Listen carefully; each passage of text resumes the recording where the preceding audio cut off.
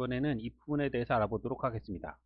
이 부분 같은 경우에는 한 가지 경우의 수에 대해서 다른 코드를 실행을 시키고 싶을 때 사용을 해요. 이 부분의 형식을 보면 if 한 띄고 조건식 그리고 콜론 그리고 코드 블록, 크게 보면 이렇게 네 가지 부분으로 나누어져요.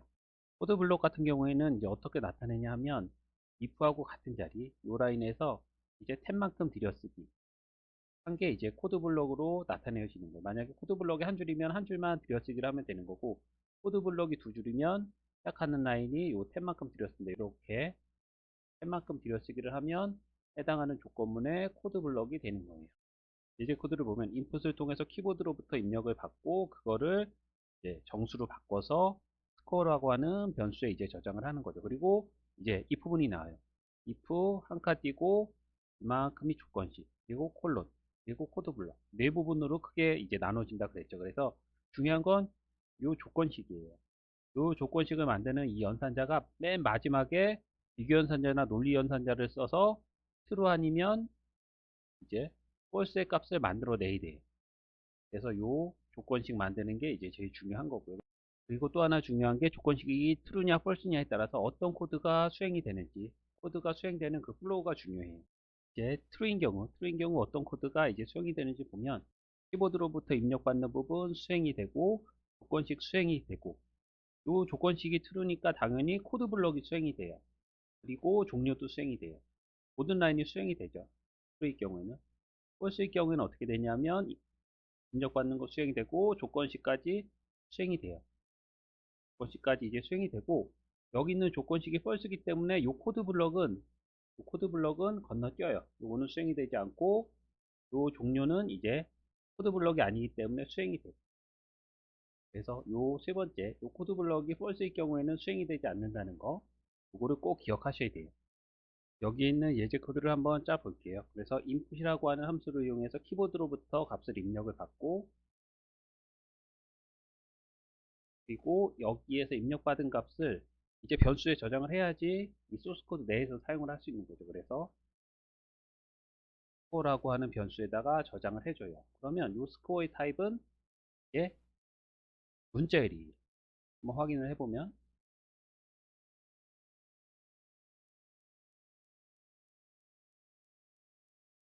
10이라는 값을 입력을 해주면 클래스 str이라고 나오죠. 그러면 이 스코어의 타입은 문자열이라는 뜻이에요. 근데 60하고 비교를 하려면 정수가 돼야 돼요. 숫자가.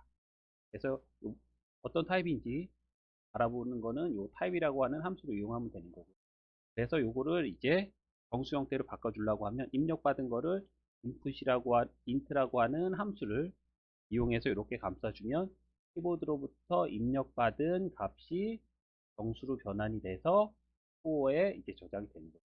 이걸 한번 실행을 시켜보면 10이라는 값을 입력을 하면 클래스 int라고 나오죠. 그러면 이 스코어의 타입이 int 값으로 바뀐 거예요. 입력된 값이 제대로 된 값, 제대로 된 타입이라는 게 확인이 됐으면 이제 조건식을 만들어야죠. 조건식을 만들어서 60보다 스코어의 값이 작거나 같으면 불합격이라고 이제 출력을 하고 종료라고 이제 출력이 되는 거고, 60보다 큰 값이 입력이 되면 코드 블록은 건너뛰고 종료라고만 이제 출력이 되는 거예요. 그러면 조건식을 만들 때 처음에 헷갈리죠. 처음에 이거를 쭉 내가 코드를 작성할 수가 없어요. 그러면 이런 형식으로 조건문의 형식 if 한 칸 띄고 조건식 콜론, 요 콜론 빠지지 않도록 해야 돼요. 에러 나요. 그리고 웬만큼 들여쓰고 코드 블록, 이게 if문의 이제 형식이죠. 꼭 기억을 해야 돼요. 만약에 내가 이 조건식이 true일 때 수행에 대해 코드를 여러 줄을 작성을 하고 싶어요. 그러면 펜만큼만 들여쓰면 돼요. 이렇게 이런 형식으로 펜만큼 들여쓴 코드, 펜만큼 들여쓴 코드, 이런 식으로 이제 작성을 하는 거죠. 이제 코드를 작성을 해보면 이 형식에 맞게 이제 하나하나 해볼게요. if 다음 한 칸 띄고 조건식이 스코어가 60보다 작거나 같다면 스코어라는 변수에 있는 값이 60보다 작거나 같다면 콜론 if 조건식 콜론, 그 다음에 코드 블럭이죠. 불합격입니다. 여기까지가 이제 조건식의 형식이 끝나는 거고, 여기서 이제 콜론에서 엔터 치면 자동으로 이렇게 들여쓰기가 되죠. 얘는 당연히 나올 거기 때문에 이렇게 자동으로 만들어 주는 거. 이런 거를 굳이 없애고서 다시 할 필요 없이 그대로 사용하면 돼요. 그리고 끝에서도 역시 엔터를 치면 들여쓰기가 되죠. 이거는 여기서 이제 코드를 작성하면 이 조건식이 true일 때 이제 코드 블럭의 코드가 된다는 거예요.